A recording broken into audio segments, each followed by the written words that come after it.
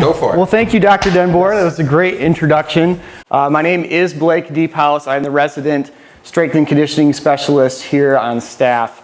And this evening, I'm going to be talking to you guys about a topic that is not necessarily new or really old, maybe something controversial, something that's been researched for 100 years and will probably continue to be researched for another 100 years, and that is the topic of muscle building. Quick kind of thing here. My topic tonight is muscle building, and we're going to establish lots of different strategies for you guys to do at home to help increase your muscle mass. And then we'll kind of introduce next month's seminar at the end here. So I want to pose a couple of questions at you as we go through this seminar tonight. And that first question is, why is this important? Why is muscle mass, why is maintaining this important? Go ahead, shout out any reasons that you can maybe think of. It's critical for health.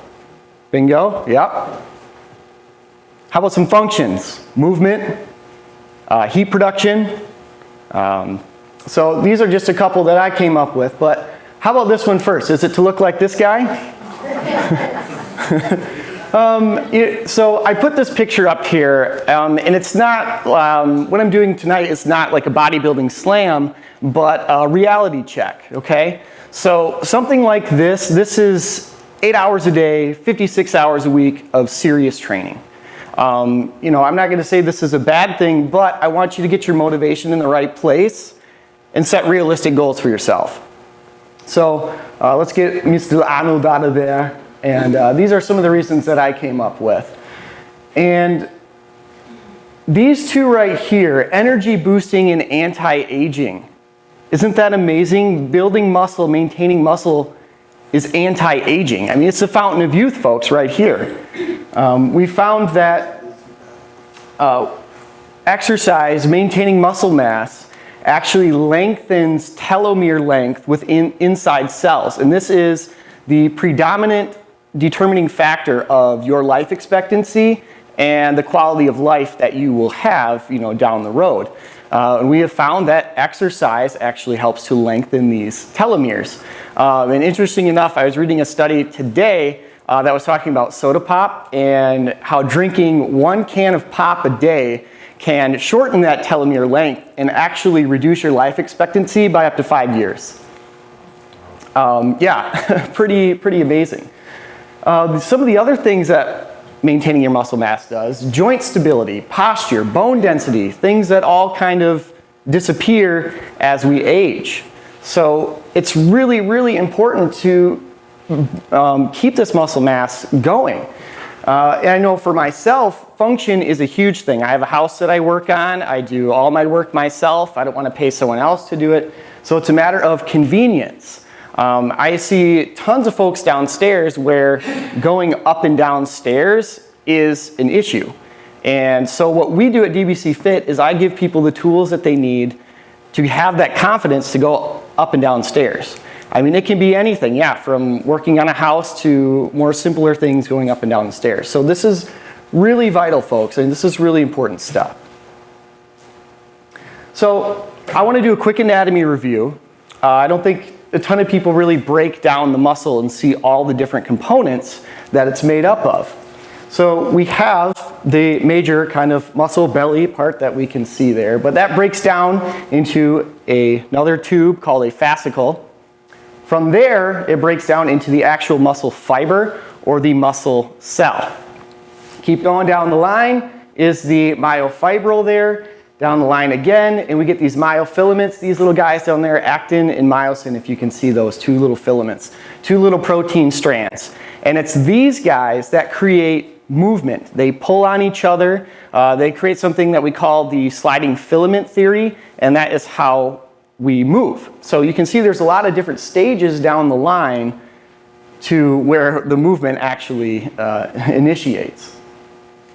So in order to understand good methods to building muscle, we need to understand how the muscle builds. I think very few personal trainers and strengthening specialists out there really understand how muscle builds at the cellular level.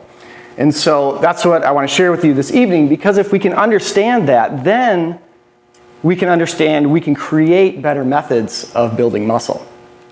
And where this all starts is with this tiny cell called a satellite cell. Now, satellite cells interact a lot like stem cells, but they are specifically for skeletal muscle. And they hide outside of the skeletal muscle cells, completely dormant, unless in a state of trauma or disease. Once we have trauma or disease, these satellite cells begin to multiply, they enter into the muscle fiber, and they begin to heal it. So we need that stimulus. Usually trauma is probably better. I wouldn't recommend getting a disease to stimulate muscle growth, okay? So I put this first I'm going to share a study with you guys. This is really amazing. This is done within the last 5 years, and what this study found is that we have different percentages that we can activate of our satellite cells. And some folks that actually increased their muscle mass by 58%, they had a 28% activation of their satellite cells. They had a middle group that increased their muscle mass by 23%, had a 19% activation of their satellite cells. And then they did have a bottom group that zeroed out at 0% increase of muscle mass with 0% activation of their satellite cells. So that becomes the next question, right? How do we activate these satellite cells? Because if we can do that, then we can be building a whole lot of muscle, right? I wouldn't mind activating like 50 to 100% so I could look like Arnold up there. That would be pretty cool. So how do we do this? We need to cause some damage. Okay, we need to cause, whether it's working out, we need some kind of stimulus, some kind of trauma to get these satellite cells to activate so they go and do their job. So that damage activates the satellite cells. The satellite cells can then fuse together, or they will fuse with the damaged fibers, and they can create new fibers or fix the old ones. And what this is going to also do, if you remembered, those little guys all the way down at the end, the actin and myosin filaments, we're going to create more of those filaments. So that's how we increase in strength. So if you imagine two guys playing tug of war and you just add more guys to one side, suddenly you have more teammates pulling, you can build strength. So those myofibrils will increase in number and in thickness. So if you have this much space and all those little filaments are growing, getting bigger, creating more of them, that's when we see actual size increase in the muscle. So that's something called hypertrophy. And so these satellite cells can also become other nuclei for the muscle cell fiber. Muscle fibers are multinucleated, meaning they have more than one nucleus.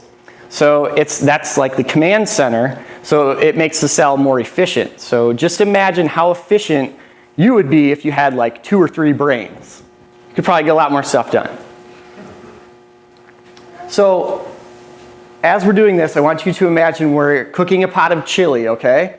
But our pot of chili is muscle. So there's lots of different ingredients that go into this pot, right? Well, the first ingredient I'm going to share with you is sleep. Because all of this stuff here happens while we sleep.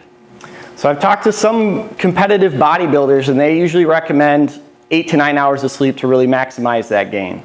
So you really want to focus on sleep to maximize that, okay? Maybe not the most determining factor, but again, another ingredient to add to the pot. So the next 3 I'm going to give you right off the bat here. These are the 3 most important mechanisms for muscle growth. So when you're creating a workout at home, these are 3 things that you need to add into your workout, okay? And this is all about the satellite cell activation. So if we have these things, we can maximize that percentage of satellite cell activation. So the first one there is muscle tension, and I have my big rubber band here. So I want you to imagine that this is a muscle, okay? This is the fiber in the muscle. So that muscle tension, right now there's no tension on it, but if I were to grab a dumbbell, suddenly there's a little bit more tension on that muscle band. So if we can create more tension, well, we're going to stimulate a higher percentage of those satellite cells, okay? So muscle tension. Next one there is muscle damage. And this one I want you to think of, how are you working that muscle? Are you doing 2 reps? Are you doing 30 reps? We got to work that muscle. We got to kind of exhaust it and cause some damage, cause some trauma, right? Remember, the trauma brings in those satellite cells. So the last one there is metabolic stress, and this one I like to think of kind of just how hard are you really working.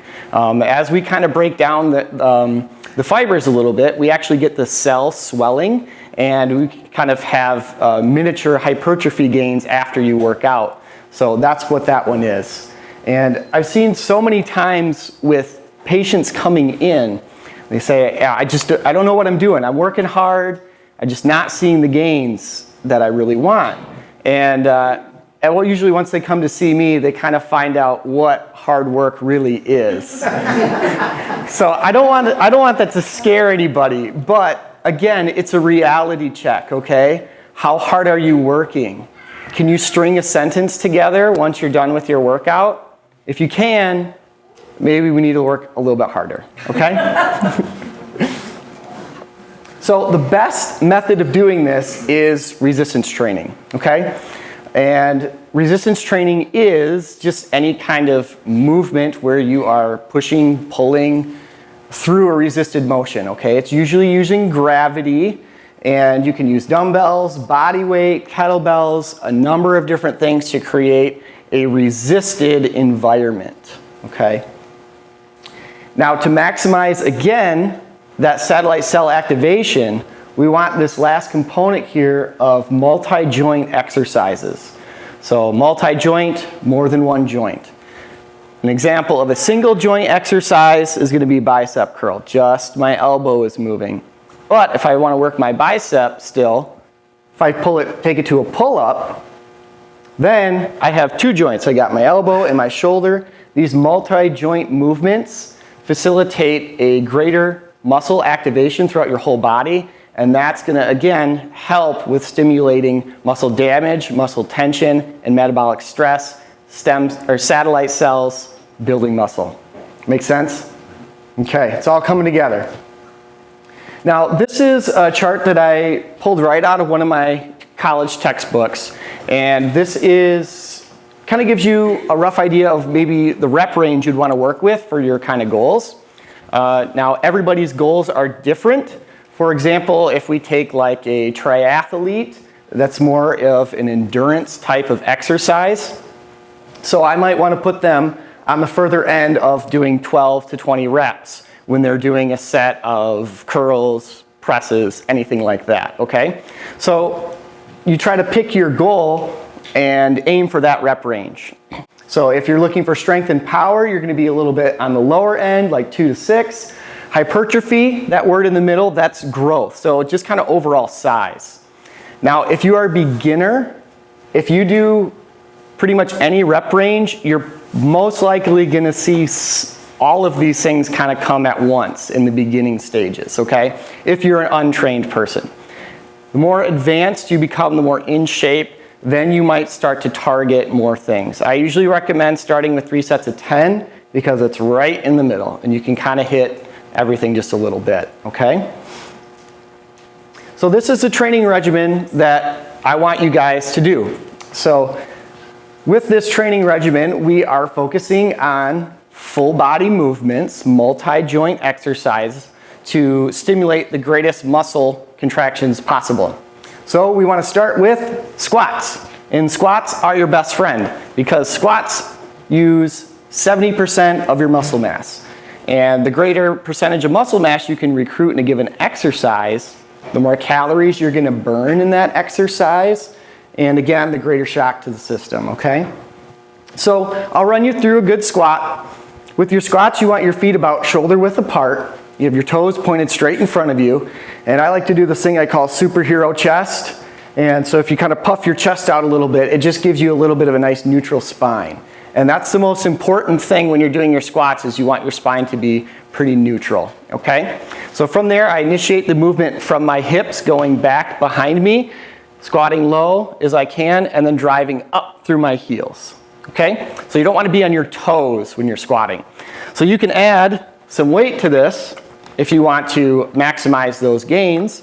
The weight, you can hold it a lot of different ways. If you have two, you can go at your sides.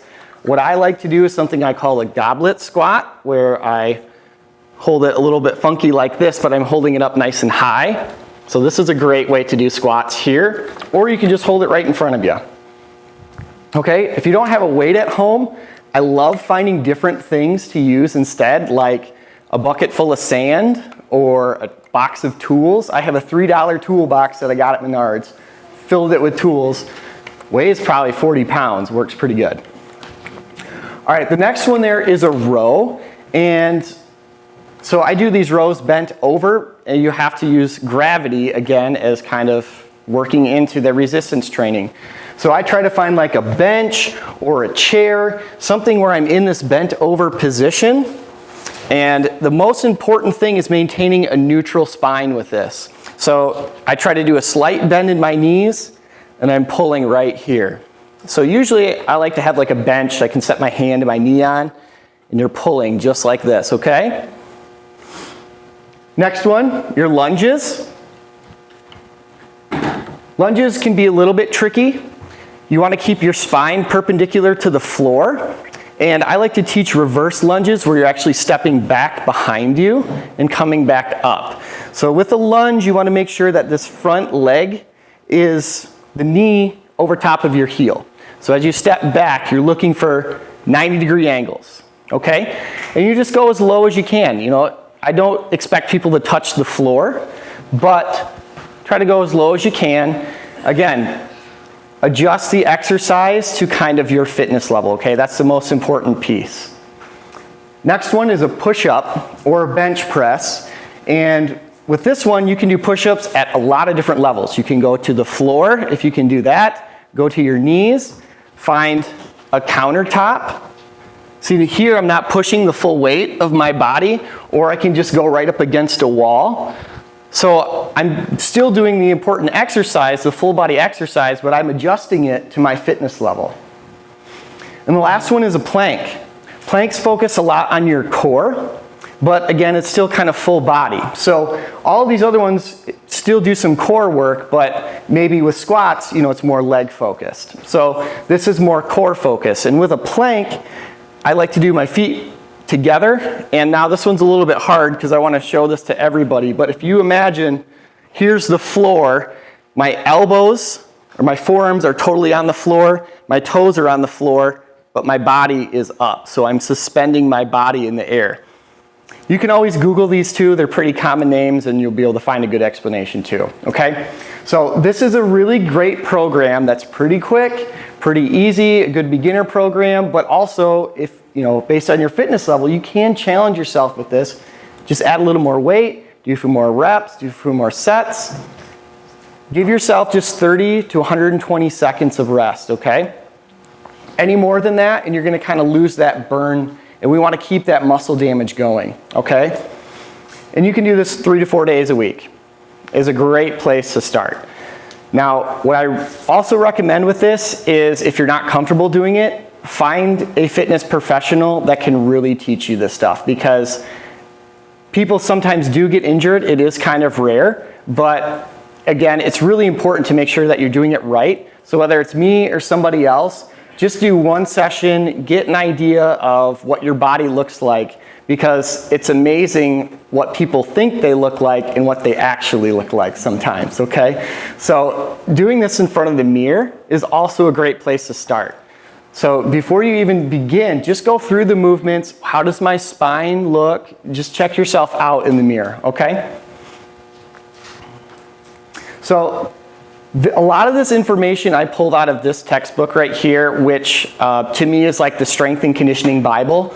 And it's just a great book that I just kind of, you know, promote and tell folks about. Again, it is a textbook, so it's not like the most exciting read. But if you're looking for even more information, just a really great textbook to have, and you can get it, you know, I'm sure on Amazon, used copy. So next here, we have a video, because it'd be kind of hard to walk all of you guys down to the basement and demonstrate, you know, and show what the facility looks like. We put this video together for you. So I'm gonna hit play on this video, and we'll have Dr. Denboer come in and he'll take us home, okay? Hi, my name is Blake Deephouse, a certified strength and conditioning specialist. I'm going to show you DBC Fit, so come on inside and take a look.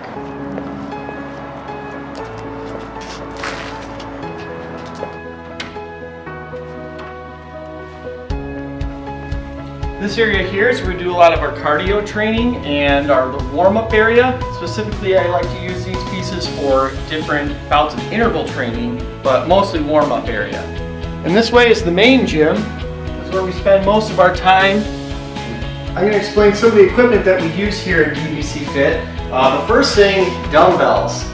These dumbbells we use from everything from squats to shoulder presses. There's 100 different ways that you can use a dumbbell, and this is a vital piece of equipment. What I liked about these ones here is they're adjustable, and I'm going to have people doing squats for leg exercises. Sometimes we do overhead tricep extensions, get the upper body going. A vital piece of equipment that we use every single time that we're here in DBC Fit. Kettlebells are a great piece where with these we can do things like kettlebell swings. Again, getting a little bit more motion than just a standard squat, getting our shoulders into it. The medicine balls here. This is a great thing for working the abdominal muscles, whether we're doing like a Russian twist or something I like to call the lumberjack. You can see we have a lot of different pieces that are functional, and what I mean by functional is it's activity for everyday life. So what kind of motions do you encounter as you go throughout your day? That's what we try to replicate here, turn it into an exercise so that you can benefit or be healthier or stronger in your everyday life. This rack, often used as just a cage for people to be able to do certain functions and still grab onto something. I try to teach people to find objects in their house, like a countertop, something to help stabilize them as they do things like squats or stairs.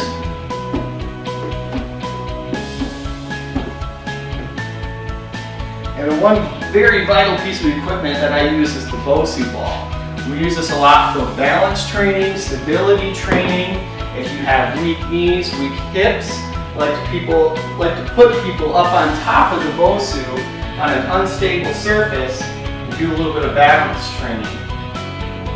So having a rack like this really increases your overall safety as you're doing more complex, advanced movements like this one here.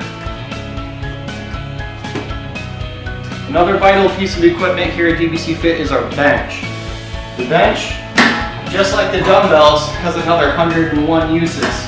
Everything from doing just a standard bench press with some dumbbells, all the way to just using it as a leg exercise.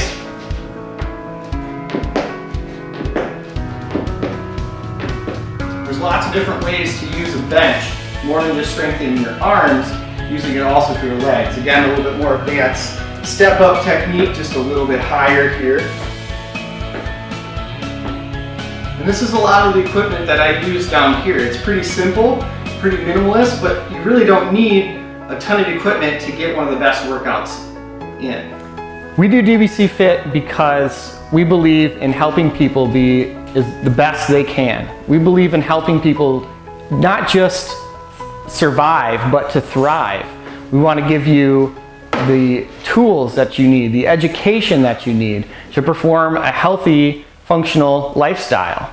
That's what we do here at Fit.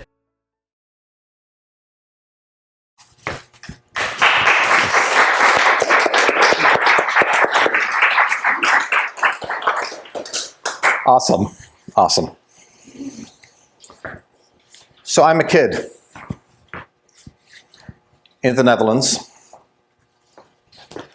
little village, ancient little village, living close to Rotterdam.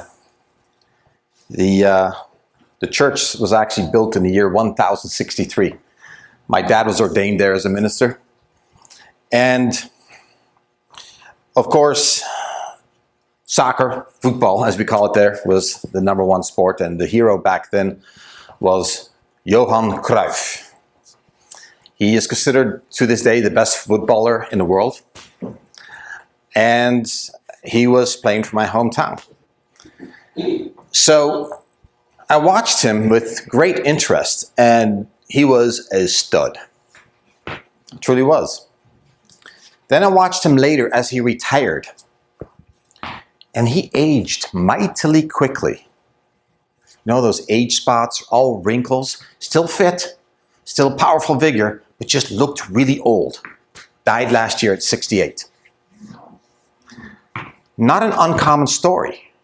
It was a little bit instructive to me.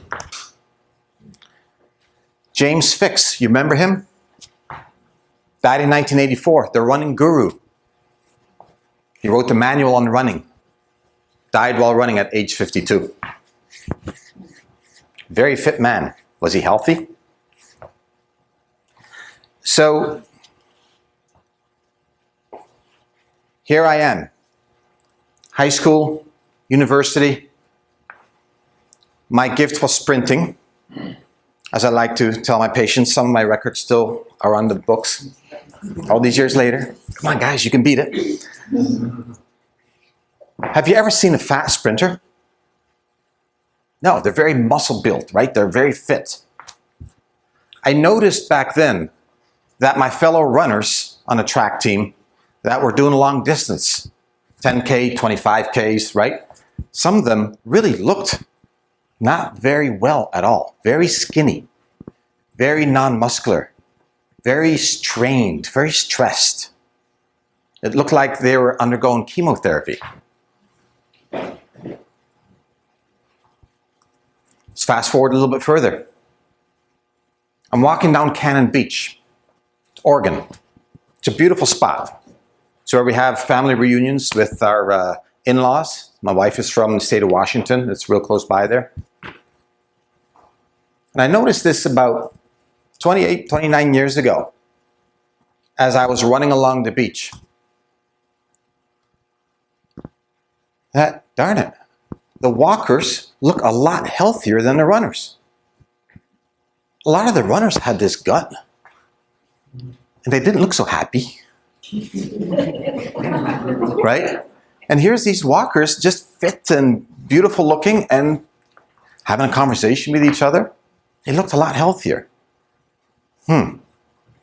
So all these observations accumulated more and more, forming my opinion that maybe some things that the professional athletes do in training is not so good for health. Might be okay for performance, but there's got to be a way that we can train, be a super athlete if that's what you wish to be, and still promote health and be really healthy. There's got to be a way. And that's been my mission here at DBC, to try to tweeze out ways that benefits the patient's health while still, if they want to, have phenomenal athletic pursuits.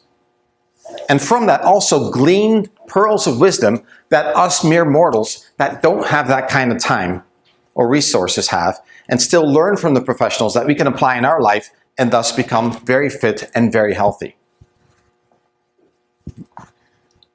So, the one thing that is the most common mistake is that we overtrain. Even if you're spending just 20 minutes, you might be overtraining.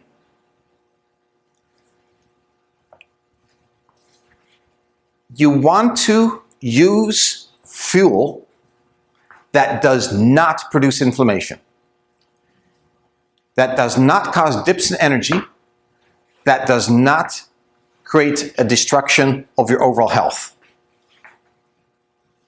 Jim Fix, I can guarantee you, had a wonderful cardiovascular system in his legs. And that's it. Just the legs. It cost him his life. Because as he was doing his competitive running, he was producing inflammatory molecules that was hardening his arteries, closing them up, raising some inflammatory markers that was not only destroying his arteries, but his joints as well. Was he fit when he died? In maybe one tiny slice he was. Was he functional in overall health? Absolutely not. He was old before his time. While he was thinking that he was doing himself a favor. So, in order to train effectively, you've got to go at the rate that you're burning ketones or fats, not glycogens and sugars. You know how in some competitions they're always having these sugar drinks and these rehydration drinks and GU and Tour de France and all that? And that's because they are depending on sugar, a dirty, dirty fuel, to keep themselves fueled up. And they dip and then they go again, dip, and then finally they bonk and everything just crashes on them. That is not the way to be. These are the people that are going to look like Johan Cruyff, very old before their time. They're in a state of oxidative stress. You don't want to be a dirty, burning fuel machine like an 18-wheeler lumbering down the highway that's just spewing smoke up in the air. No, you want to be like a fast, efficient electric car like Tesla. Just lots of horsepower, clean, nothing destructive about it.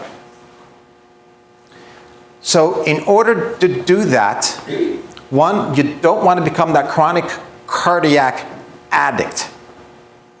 Because I have too many type A's here that what they do, say, I got to get my 25 miles in this week. No matter what, this is willpower, I can do this, right? So I got the 5 miles in, I got my 3 miles in, and there's the sprints and all that.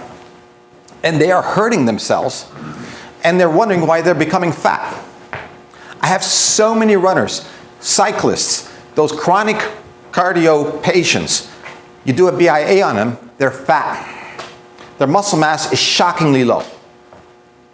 They've spent hours every week.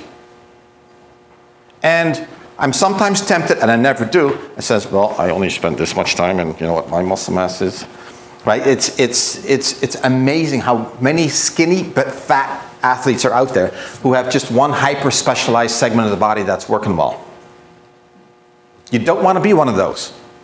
So you want to slow down. And in order to create a fat and ketone burning machine, which is clean, remember this is like the Tesla, you've got to slow down to, and this I've accomplished by going to multiple sources of research. There's all kinds of formulas and everywhere. But if you want to truly get to science, here's how we do it. 180 minus your biological age. That is your training heart rate that you should not exceed when you're doing cardio. You should not exceed that. So let's say you're 50. But really, you're more like most 55-year-olds. You're a little bit older than you should be. Right? You have to be honest with yourself in that one.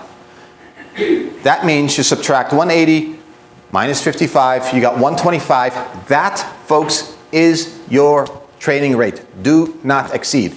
The moment you exceed that for more than 30 seconds, you just started burning sugars and glycogen, and you've ruined the next 72 hours. You will be in an inflamed state for 72 hours thereafter. McMaster University published the results on this just this year. You don't want to go there. Weightlifting is different, okay? We're talking cardio here. And remember the 30-second rule, because sometimes there's a hill and you're going to spike just a little bit. It's going to happen, and there seems to be a 30-second grace period. So your heart rate, now let's say you're really fit shape at age 50, and you've eaten well, you're more like 45, then that's what you subtract. Or perhaps 50 is accurate. And you can do that for whatever age. Okay? This is a really, really important point in this seminar. Slow down. The only way to monitor it is with a wireless heart monitor. The wireless heart monitors, there's many of them. We've experimented with many of them just to figure out which one is good, which one's not. I found things like Fitbit to be really good overall activity markers, how many steps you did, and it's just a good reminder, but they're not accurate for heart rate? The most accurate are your straps, chest straps. I don't like them to wear them. I have one. I've used it to figure out which one is most accurate. You can get one for about 50 to 70 bucks. Polar makes a good one. It hooks up with your iPhone or Android phone, and you can get a pretty good idea what's going on. So it's not a big investment. There's a lot of them on the wrist that also measure your heart rate. They go bonkers once you start exercising. A little bit of sweat gets in the way, and once your heart rate goes over, say 90, it's incredibly inaccurate. Okay, so I've done a lot of reviews, and I have found that Garmin, it's the one I'm wearing right here, seems to be the most accurate if you want an on-the-wrist watch and not bother with the polar strap. I have found this one to be accurate up to 150 beats per minute. Beyond that, you really do need the strap. So it does resist stress, stress, and it's I think small enough, so it seems to work pretty well. For the basic one, it's 150 bucks. For the more advanced one with GPS and all kinds of elevation things that it does, it goes up to 220. So it's competitive to the Fitbit, which seems to be the most popular one out there. So a wireless heart monitor, whether it's just a simple strap, is absolutely critical to figure out where your heart rate is at. You can also, of course, just quickly stop and do 15 seconds and then times it by 4, and then you're there also. Okay, so I may have just made your life a little bit easier, right? Instead of pounding out that run, we're going to address questions after, pounding out that run and saying, oh yeah, I did a good job, and then you feel really good afterwards because you release those endorphins. Well, guess what? Those feel-good hormones are not so good for you, and you will pay the price on this one. Yeah, that's not what you want to do. So I kind of alluded to this with the 18-wheeler versus Tesla example. There's the majority of the people who go into that higher heart rate for chronic cardiac training, they are very glucose dependent, which creates all those inflammatory byproducts. You want to avoid that. That's why there's that whole thing out there with Gatorade and all kinds of weird sugary drinks that are just terrible for you, in order to keep the athlete going, because they feel it when they run low on fuel, things give way. Instead, you want to go on fats and ketones. The two are related, the fats and ketones. That's your clean fuel. Does not cause mitochondrial damage, does not cause muscle damage, does not cause arterial damage, joint damage. In fact, promotes healing. Okay? So the sugar model is the high carb model, right? Everybody knows about going with high carbs before a competition, right? It's called carb loading. And it is so wrong, it is so wrong, and it's purely manufactured by our food industry, who love selling us those bars, who love selling us those drinks. A lot of those things, by the way, are just illegal in Europe because of the artificial ingredients that are in them and the stimulants that are in them. Yeah? Not a good idea, because it increases sugar, which as a response to sugar increases insulin, right? Insulin resistance is nasty. Insulin is a hormone. It's very, very inflammatory at high levels. That increases fat storage, right? Your classic gut. It increases fatigue. Hurries up adrenal exhaustion, the last thing you want. You see this so often, where you see this incredible athlete. I see that especially with the professional triathletes, where they've got this incredible career, they're at the tip of their career, and then the next year they're not even there. They've got some organic farm, true story, in Oregon. I just saw that happen last year to one of our top champions. Adrenal exhaustion. Yeah? It's the burnout and the weight gain. That's what I saw happening even as a little kid to my heroes. Instead, we need to eat fat as fuel and make sure that when we train, we're consuming our fat as fuel. It is so much more efficient. Okay, so the way that looks, to revisit the fat as fuel, your food is going to be mostly proteins, fats, and good carbs. It's not difficult to say, but anything with food, as our health coach Don will attest to, Food can be very emotional, and change is hard. But to say it is easy, and here it is. Good proteins, so that could be your plant-based proteins. It could be fish, fowl, some grass-fed beef even, eggs, things like that. Your fats, just load it on. Olive oil. You want to avoid industrial oils, by the way, like canola oil and your vegetable oils. It is just junk. You don't want to go near it at all. You want your olive oil, you want your avocado oil, you want your coconut oil, you want butter, you want seeds, you want nuts if you don't have the allergies to them. Eggs have a lot of oil in it. Avocados, right? It's just a plethora. Your plate should be dripping with it. Every time I go back to Europe and whenever I eat, you tip the plate sideways, oil just runs off of it. That's how much oil we consume there. Yeah? And guess what? They are not obese over there. They are not obese. Okay? That's one of the biggest things that we've been deceived with here in America is that fat makes you fat. It does not. Okay? The biggest mistake we made in the 60s, in the 70s, is redesigning the food pyramid and eliminating fat out of it. Yeah, that was one of the biggest mistakes we've made for health here. So you want to really focus on the good carbs, right? A head of broccoli has very little carbs in it and it makes protein. So you want to be plant-based and you want to avoid the beige foods, especially that gooey, globby beige stuff that consists of grains. It's low in nutrients, it's high in inflammatory value, and we've changed it to such a degree that it causes inflammation like there's no tomorrow. Right? Today is stage 10 on Tour de France. The best teams, one is Sky, headed by Chris Froome, totally gluten-free, grain-free. They're not doing that carb loading thing. They're doing this. They know they're at the edge, and they're ranked at #1 right now. Yeah, it's really interesting to follow the top of the top athletes. They know how to be healthy and have peak performance at the same time. So,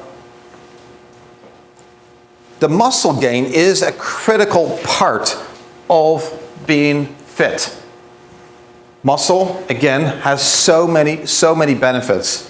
And how do you gain it the best? Strength training, right? And we have the videos to show you online. Strength training is absolutely critical. And sprint training is critical as well, and here's where you get to cheat. You get to go outside of your heart rate maximum. Remember the 30-second rule. It's actually good to go there. It's good to rev that engine briefly.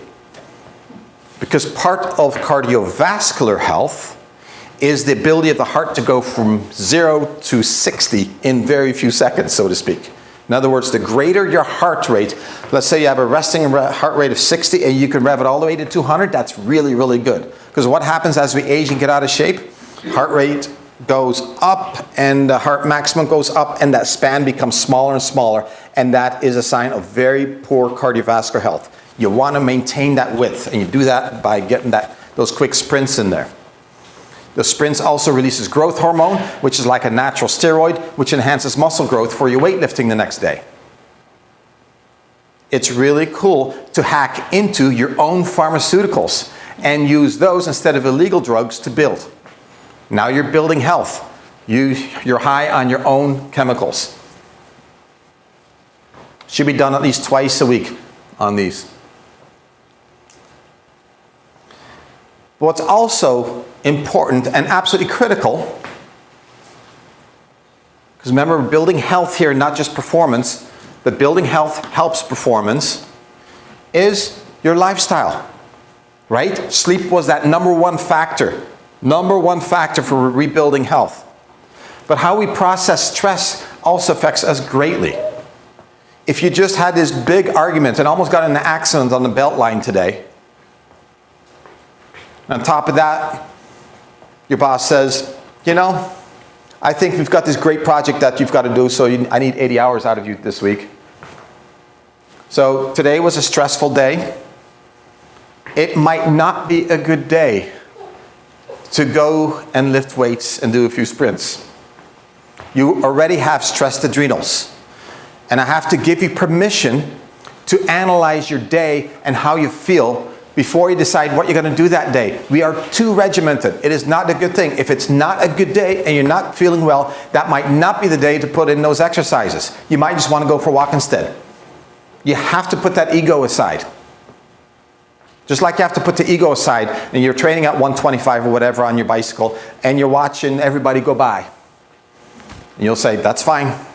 I'll catch you guys next year when I have my fat burning machine. Yeah? And that's, by the way, how you will be able to measure your progress too. When, let's say, I'm going to see how much time it takes at 130 beats per minute for me to cover 5K.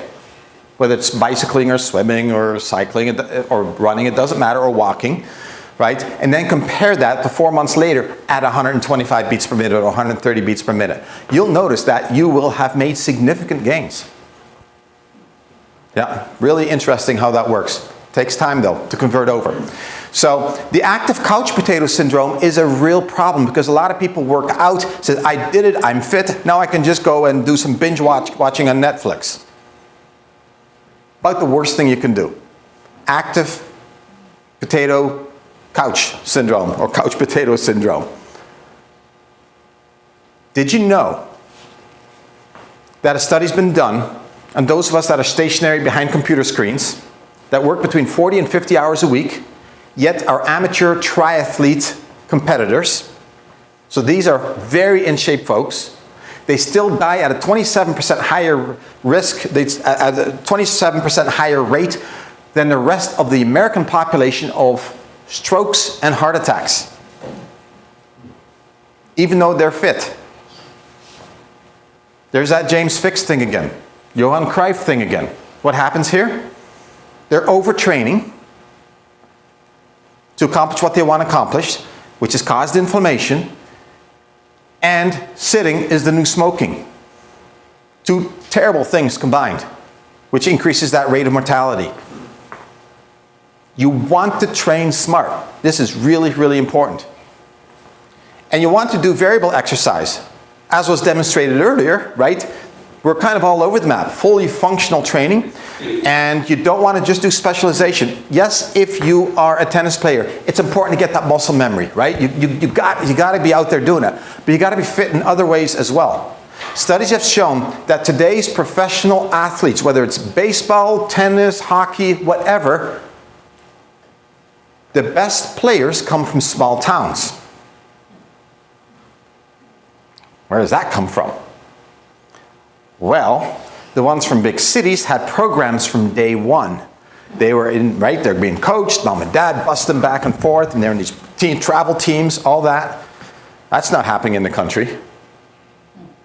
These are the kids that were jumping over the creek yet at age 13, 14 before someone discovered, hey, this guy's pretty good, or this gal is really good at this, and then started taking off. They had variable exercise. They developed their entire body, and we're very healthy because of that, and those have become our top athletes.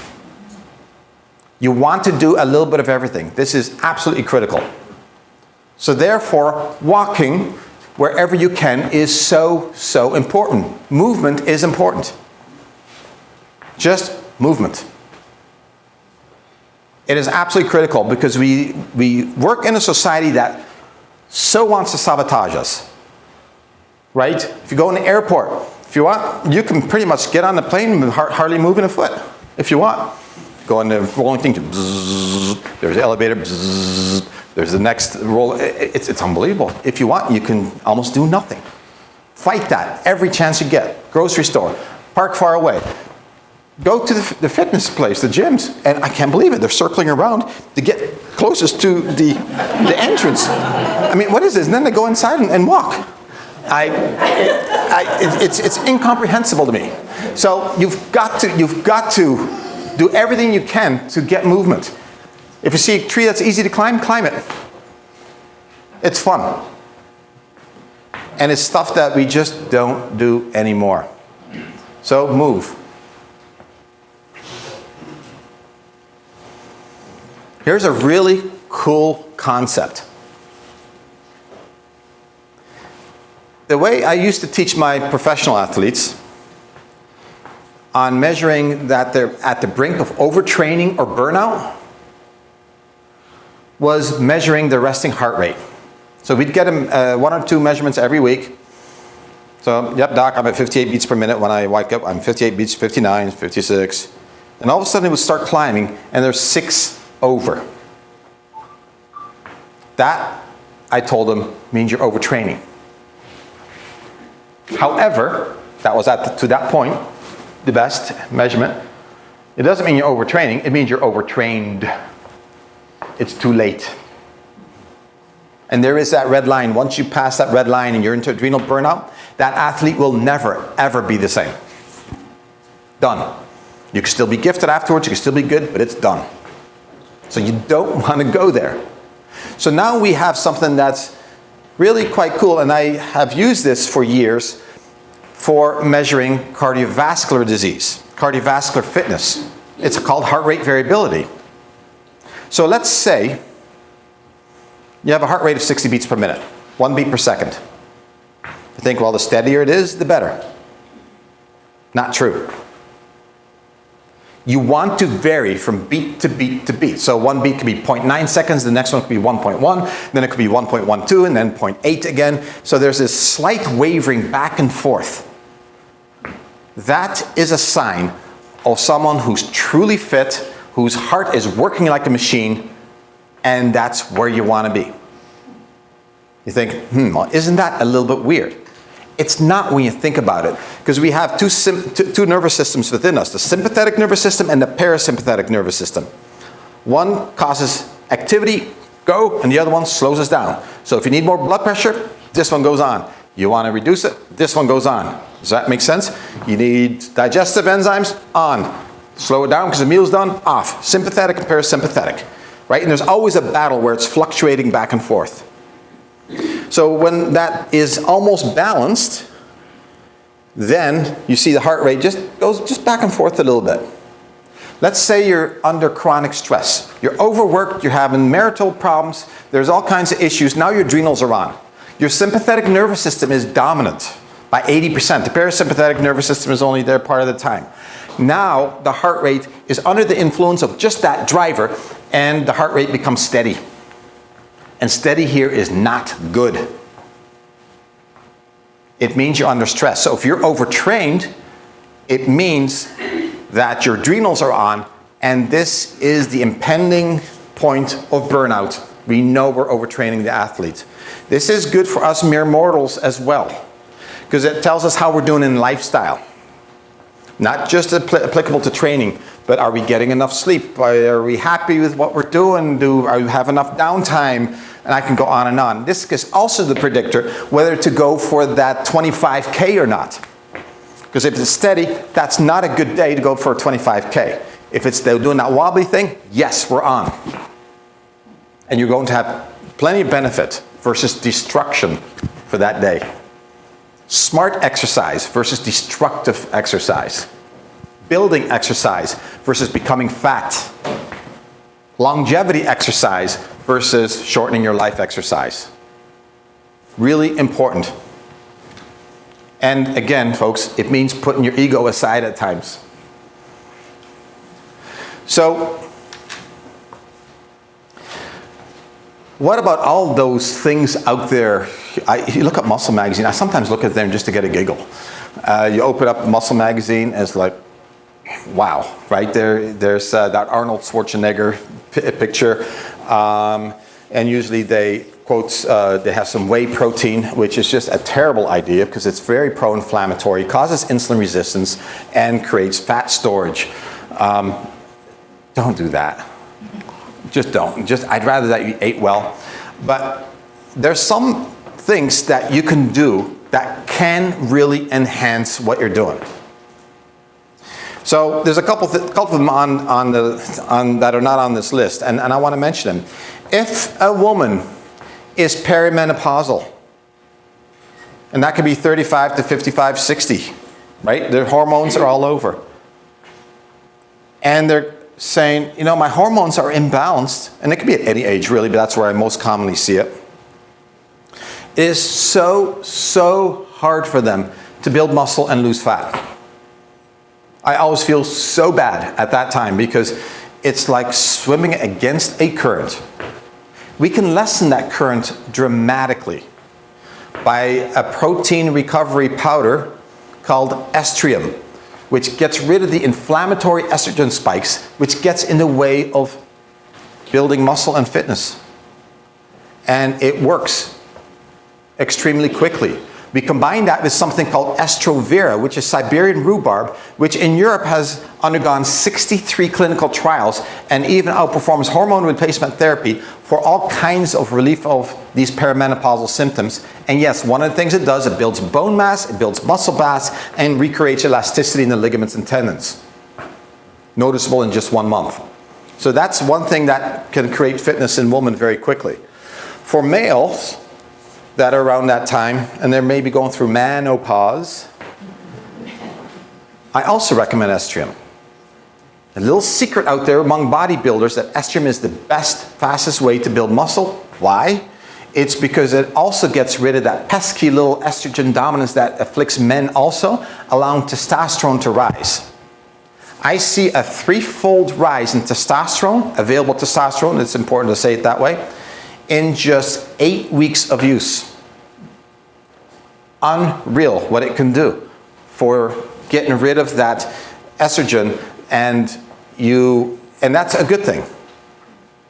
And that's a good thing. I also use something called testotonic, and no, this is not testosterone. Men do not use testosterone because this will, after 3 months, cause all kinds of grief, including increase in prostate cancer, stroke risk. I can go on and on and on. And it suppresses your own testosterone production. You become dependent on it. So it has a lot of problems, but what we do try to encourage your own testosterone production, and that's testotonic, just giving building blocks for your body to build it up on its own. And your body's got this important self-regulating mechanism that it knows when to stop and when it's had enough. It just does that. So Mito 5 is a rehydration drink that also feeds the mitochondria, which fuels muscle. By the way, we also get brain cells to come back, and it's really good for fatigue. So these have all been clinically trialed. Endura is what fuels Tour de France as we speak. Endura is, it does have some natural sugars in it, because I want to say when you're under high stress, some sugar is allowed because your insulin response is blunted while you're under high stress. You don't have that insulin response. So it does still go to where fuel is needed, and some sugar is good, but it's bound to a fiber, so it's an extremely slow release. So it's very carefully crafted that way. And because you do need some fuel. And coenzyme Q10 is a very potent source of fuel for the mitochondria. The first athletic endeavor I had was a patient of mine who told me about it that I did not know. He's a stock car driver. He says, "Doc, I take 2 of those right before the race." I go, "Okay." Says, "It sharpens my brain like no tomorrow. My reflexes are so much faster." I go, "Interesting." He's upregulating his mitochondria. His neurons are firing up, and he's awake. He's on. And that's his routine before every race. Magnesium builds muscle, it fuels muscle. And the SPM Active right over here comes straight from Harvard. A Dr. Charles Sirhan has been approached to receive a Nobel Prize for this year, for this work on resolvents. Because this is the best and fastest way that we have found so far to reduce inflammation. We've even seen things like rheumatoid arthritis be put down in a period of just 6 weeks with that, which used to take us 6 to 12 months. So this is a pretty revolutionary for DBC, and it basically allows, it makes your immune system produce anti-inflammatory, pro-resolving, Dr. Charles Sirhan prefers that, we call it resolvents, compounds. So it reduces your overall soreness after exercise by about 60%. Your recovery is much faster. Vitamin C, your body uses that as an antioxidant to mop up the damage. Some Tour de France competitors, when they're going through the mountains, use specifically ultra-potent C because it's fat-soluble, the only one doing so, and they'll use 20 a day when they're doing that. Just massive quantities because their bodies are just soaking it up like a sponge, doing damage control. Try taking 20 a day. It will make you very ill if you're not under stress, very. And then Vega Sport Performance Protein. This is by a fellow who's a biochemist, but also a professional triathlete and world ranked. And Brandon Fraser is his name. And he was very unhappy with the proteins out there. He's a vegan. So he designed this one for himself and to make sure it would pass all drug testing and it is probably the most bioavailable sports protein on the market. It's got the branched chain amino acids to assist in muscle repair, and I love this one a lot. Yeah, the base is made out of. It's got a little bit of hemp. It's got some pea protein and some rice protein. And it's in a very specific ratio to make a complete protein, which is really, really hard to do with plant proteins because most of them are incomplete, which is why they're laughed at. But this one is formulated just so, which is one of the reasons I love it the way I do. So the whole picture is complex when you look at the whole picture. But honestly, it's not. A lot of this is common sense mixed with some gems of modern technology. Right? Just listen to your body. Is this the right day to do what I want to do with that exercise? And I get it that you don't want to cop out all the time. So if it's one of those days, go for a walk. You always benefit from a walk. Yeah? Remember to move. If you can, walk or bicycle there. Rain or shine. I see, this is Michigan. And if we're going to use weather as an excuse, you'll be exercising 4 months out of the year. Just got to do it. I come from a country where it rains virtually every day. This summer it has done so. And I already see headlines in the Dutch newspapers, the last summer. They're a little dramatic there sometimes. But these people, they bicycle and walk all the time, rain or shine. It's just what you do. So just start embracing the weather and just do it. If there's snow and it's cold, get that walk in anyways. Just be there. Yeah?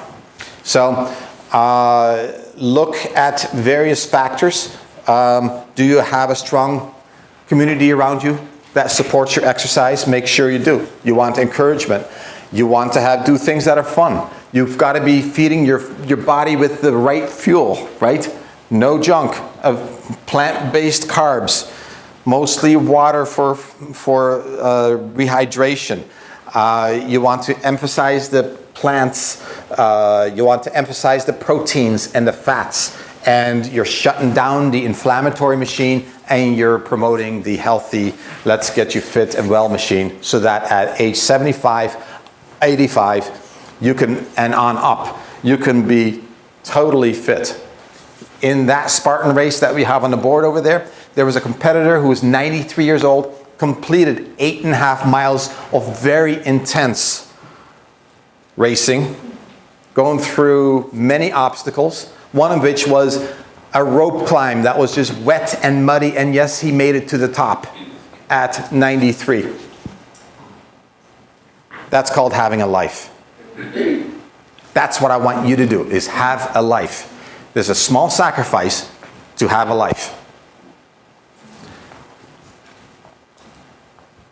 Some of the references that you'll be able to find online when it goes online. Good. All right. Any questions? Thank you.